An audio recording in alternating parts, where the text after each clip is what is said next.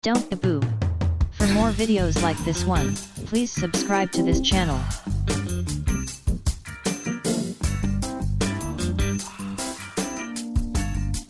100 days in the bubble. It's really just like 103. Malika Andrews, who joins us now from said NBA bubble in Orlando. It's almost there, Malika, but Goran Dragic, she's missed the last 3 games after tearing the plantar fascia and his left foot in Game 1. Can you give me the latest on his status for Game 5?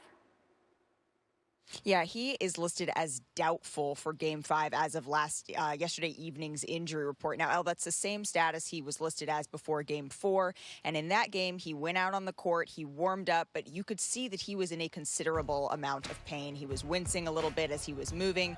He wasn't able to move laterally all that well. And then he went over to the bench and had what looked like an emotional conversation with Brandon Gilliam, their trainer with the Miami Heat, and ultimately decided not to play. Remember, if he does elect to play in this Game 5, he's playing through a very real injury. This is something that is clearly still hurting him. It won't be magically healed by Game 5. Yeah, they really missed him on the defensive end, but from the standpoint of facing that win or go home Game 5, how are the Heat approaching it, Malika?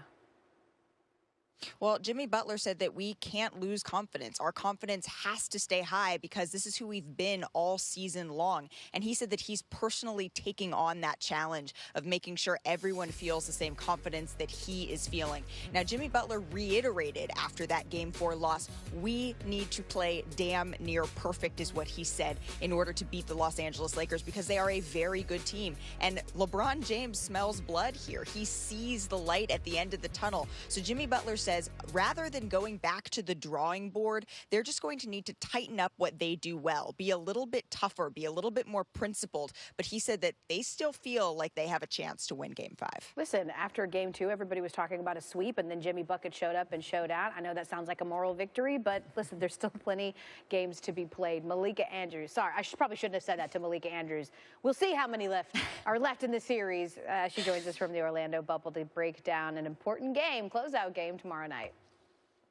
There's so much. It's hard to boil 100+ days down into just one takeaway. But something that I've thought of a lot since I've been down here is when Sean Doolittle said that sports are a product of a functioning society. And I think in a very micro way, down in the Orlando bubble, this has been an example of a functional society in the way that he was talking about it, right? Because you have people who are willing and able and look forward to engaging in discussions about social justice, about racial inequality, about the fact that in order for all lives to matter, Black lives must matter. And then also in terms of coronavirus, it is functioning in terms of people following science and following the guidelines, wearing masks, practicing social distancing, and then as a result of all of that, being able to have sports. And so that's just something that's come up over and over again for me in that I think he may have been right in saying that. And this down here, the fact that we've been able to get to Game 5 of the NBA Finals without a positive COVID test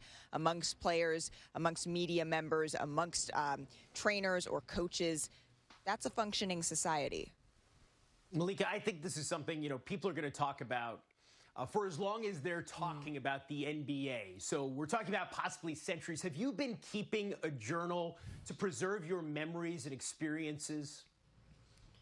Yeah, well, it's sort of funny, Jeremy, because that journal has taken on the form of many different iterations. So when I first got down here, which seems oh so very long ago and like it was yesterday all at the same time, I was actually keeping physical track on a notepad of my daily day 1, day 2, day 3. This is what I went through. This is what I observed. And then by day 35, that had morphed into phone notes. This is what I found interesting today. Actually, I didn't find anything all that interesting today. And then it became voice memos. So I'm going to have to compile all of those things. But yeah, I thought it was important. I am a diary keeper. I'm a writer. I'm someone who thinks best when I can look back and read.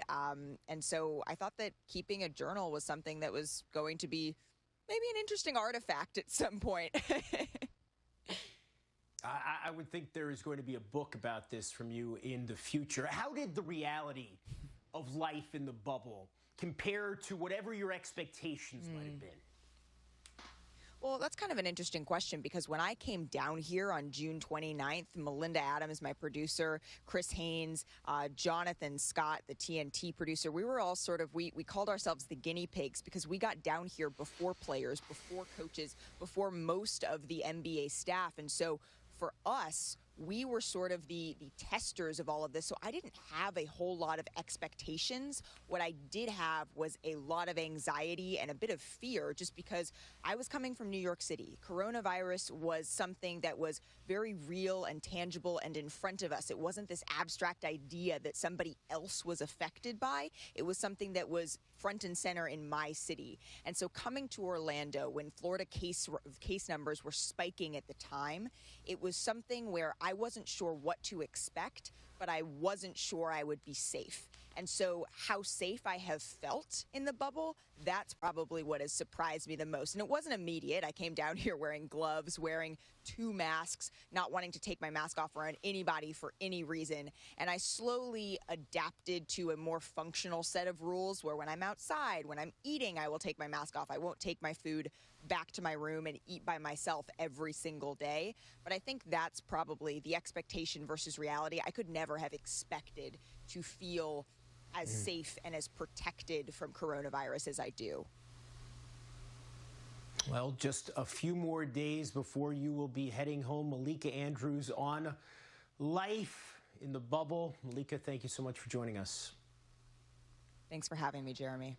Day. I'm sure you got your calendar, checking it all off there in the Orlando bubble. But Malika, obviously the Heat would love to extend their stay in Orlando with Goran Dragic presumably out tonight. I'm wondering, as you've talked to Jimmy Butler and his teammates, how are they approaching this elimination game tonight, which is their first elimination game in the playoffs?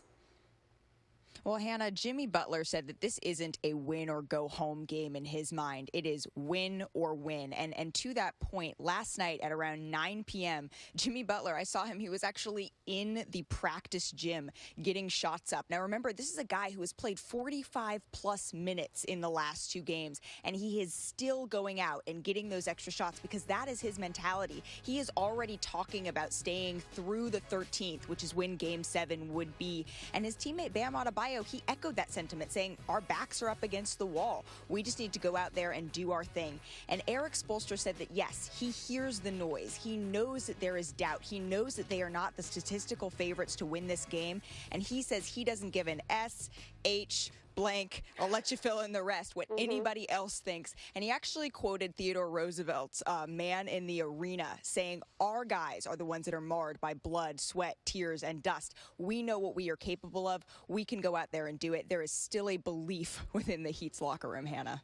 I love it, and why not? I mean, he is really showing everybody what he's all about, his leadership, his determination. He's been a force of nature. Draft broadcast joining us now on SportsCenter. And Malika, I know you actually talked to the young man projected to go number 2 overall to the Golden State Warriors, James Wiseman. What did he tell you? What stood out to you from that conversation?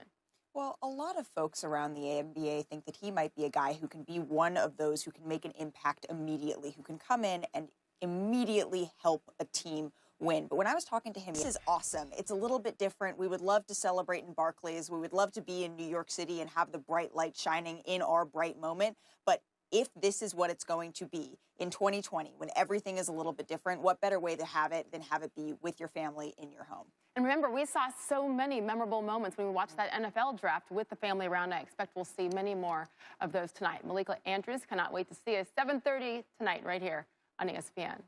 Ahead of what promises to be an exciting 2020 draft, I am joined by Commissioner Adam Silver.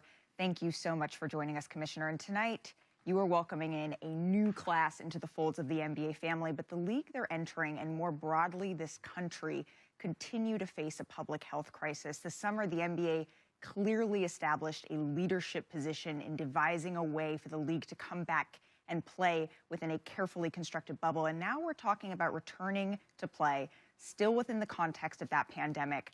How did the league come to a decision in this new class of draftees? And one of the NBA's hallmarks is its onboarding process for these rookies. There's no summer league this year. There's no in-person symposium. How is the league compensating for the lack of a powerful story? And Anthony, with those two women that are behind you literally and figuratively in mind, with their legacies in mind. You've said that being the #1 pick would be exceptionally cool.